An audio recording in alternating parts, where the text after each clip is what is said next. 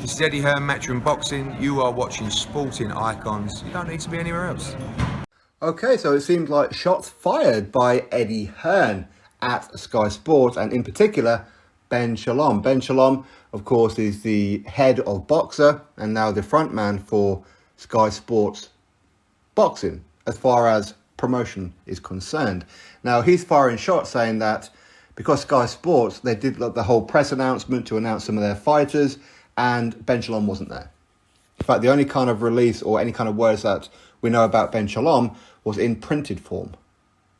So he wasn't up front, he wasn't in the cameras, he wasn't there with Adam Smith, with Anna Woolhouse and Johnny Nelson, talking about some of the fighters, talking about the cast, talking about the vision of Sky Sports Boxer. He wasn't there. Now, this could be looked at as a couple of ways. Now, firstly, Eddie Hearn could just be saying that to say, basically, you can't replace me. It doesn't matter what you do, I can't be replaced. Your product will never be as good as what it was because you don't have me. In some ways, he might be right on that one. In other ways, he could be saying it to give himself an ego boost to say, I have no competition, so he can sleep better at night. Okay? It could be doing that. Maybe part of him is a little bit nervous. Possibly. Okay?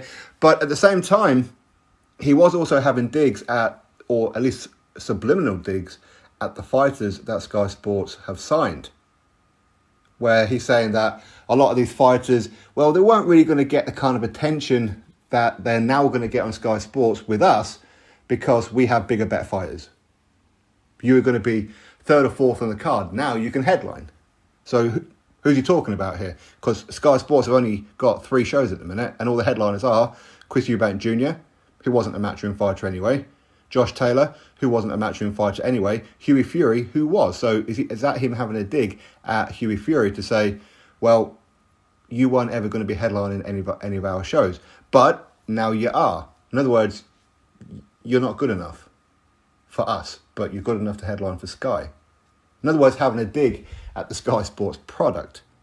Now, to cover a few points on this one, I think that Sky Sports, if Ben Shalom is going to be the head of the promotional side of Sky Sports, of course, historically, we've always had frontmen. With BT Sport currently, you've got Frank Warren. With Channel 5, you've got Mick Hennessy. With Fight Zone, you've got Dennis Hobson. When you go abroad, ESPN, you've got Bob Arum. With the PBC, okay, Al Heyman is there. They call him an advisor. He's not really a promoter. He kind of is, but he just changed his job title, okay? But he will use the likes of, say, Leonard Ellerby. From time to time, especially historically, he's used the likes of Lou DiBella to talk about your product, to talk about your shows coming up. Because when you look at, say, for example, the Sky Sports one right now, you had, say, Adam Smith talking about a couple of their fighters. Didn't speak about every single one of them. Had that been Eddie Hearn and he'd just been starting off with Sky Sports now, building up a new stable, he would have went through every single fighter and give you pretty much a detailed report of what it is that they're about and built them up a bit. Reason being, sell the product. Make your fighter seem like you can't miss this fighter. You have to watch this particular fighter. You may not have heard of him or her before, but come X amount of date on X show in X city, you are going to want to watch this one. Not just the main event, but the entire card. And he will go through each and every fighter. Sky Sports didn't do that. And I think some of it is because they don't know everything about all the fighters that they've signed.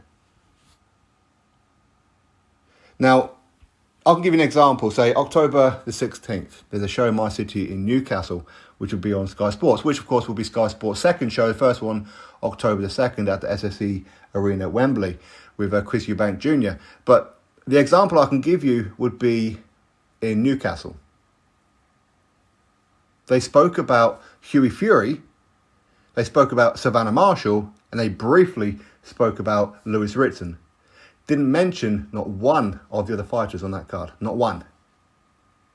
Now, what's the Glamour division? Well, the Glamour division is the heavyweight division. Well, they've got a couple of heavyweights. They spoke about Hughie, sure. Didn't speak about Stephen Robinson.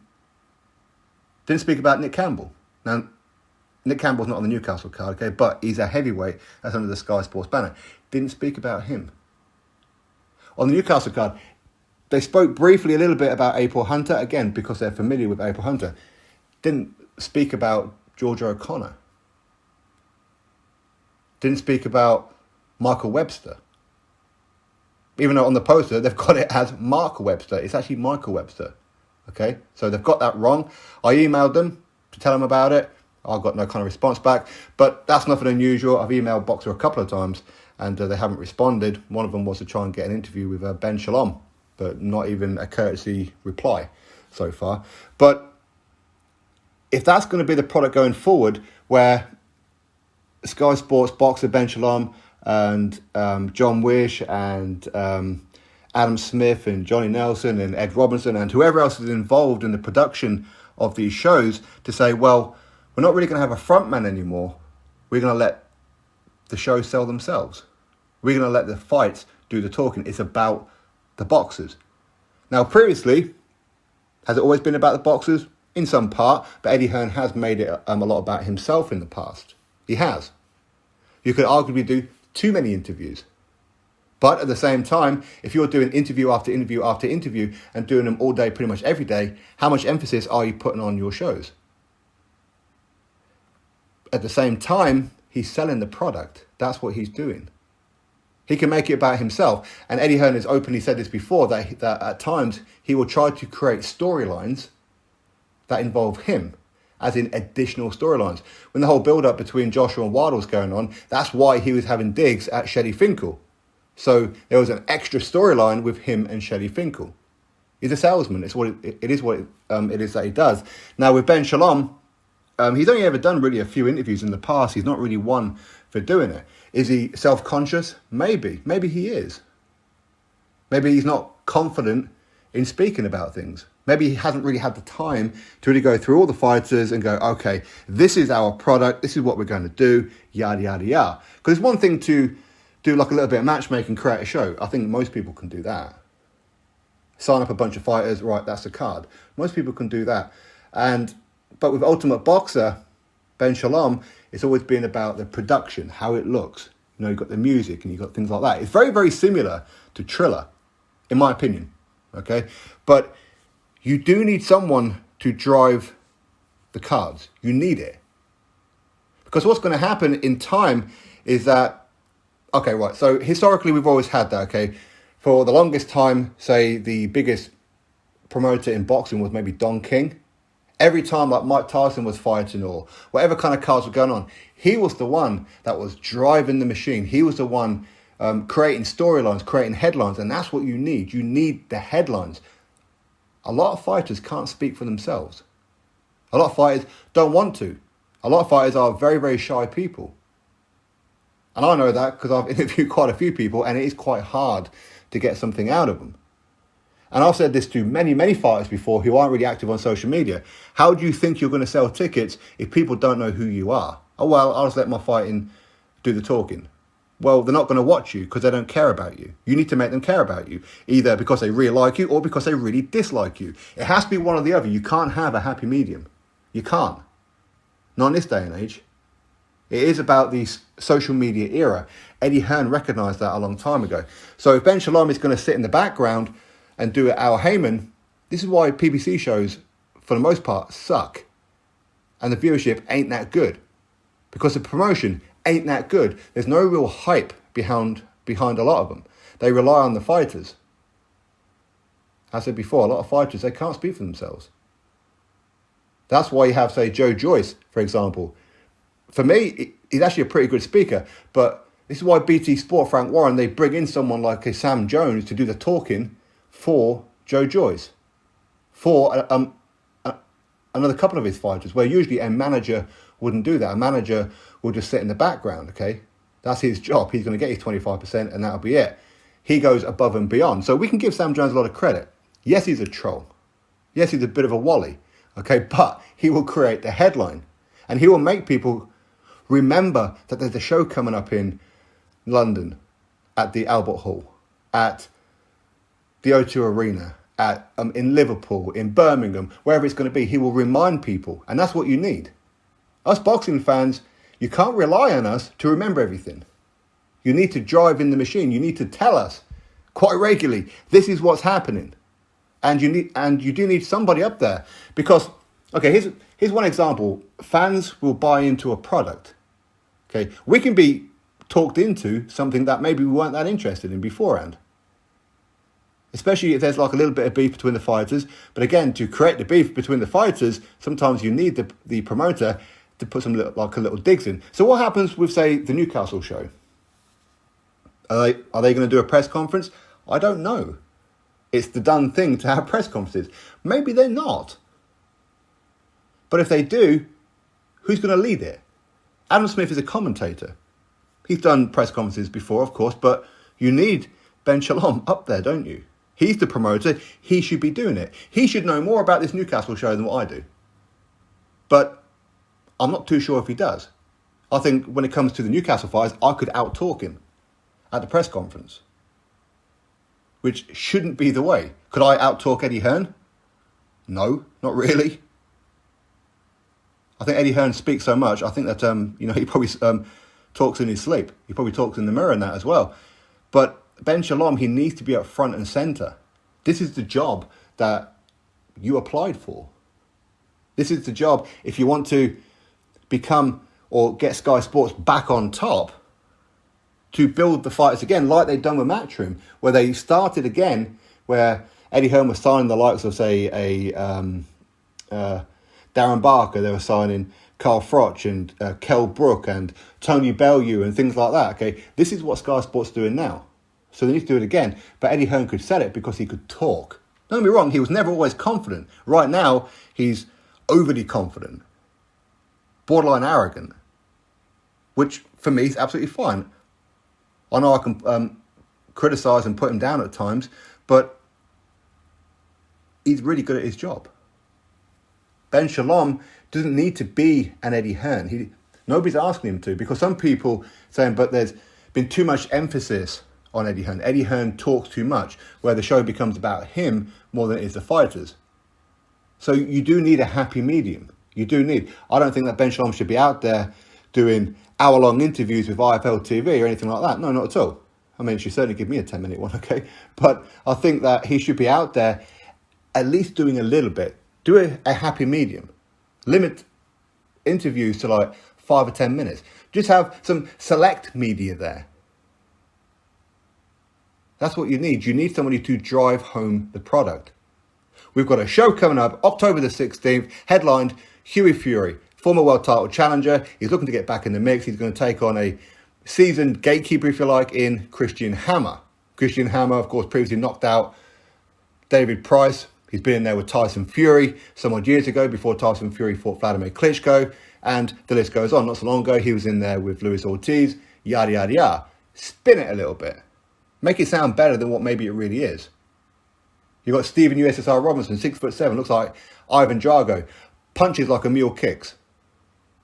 Seems like he's got like a granite jaw.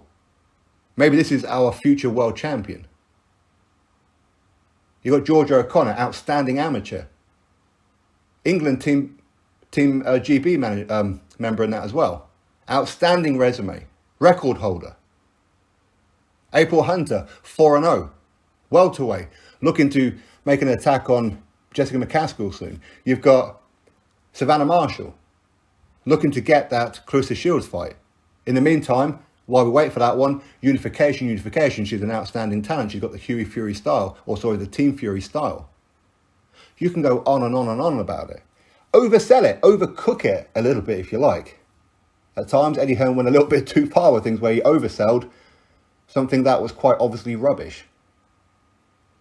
But I think Eddie Hearn is correct from one perspective, with that Ben Shalom does need to be up front and centre. If that's the job that you applied for and that's the job that you've got, that's the job that you need to do. It's not difficult to do. Everybody's got a little bit of self-conscious about them. Everybody has. It's not easy talking about things all the time, especially when there's a room full of people and there's cameras looking at you. It's not easy to do. I think most people are a little self-conscious especially in the beginning part. After a while, you just kind of roll with it. Trick is, don't give the trolls the attention. Only focus on those who do support you. That's the only way to do it. Work out who's on your team. Work out who you're going to be interviewing with. Work out who's got the right kind of narratives for you. Work out what fighters would suit.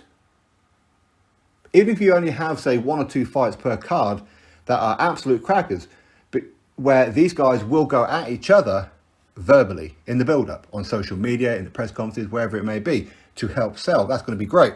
But if you've got a card where nobody really talks that much, there's no real beef going on or anything like that, I don't think it's going to sell. I really don't. Boxing fans like the hype. We like the fake beef. And most of the time, that's what it is. It's fake. But we buy into it. And if you want to be doing pay-per-views, you need to be doing that. And the fact that Ben Shalom is going to be working with other promoters like Kalasal and Wasserman, the fact that he's going to be working with, say, Al Siesta, maybe he's going to be working with, say, Dennis Hobson down the line. I don't know if he is. And a few more around the country. Well, if you're going to be letting, say, Kalasaulan take the lead and let him set up the press conference, let him do all the interviews, at some point, fans will look on him like he is actually the face of Sky.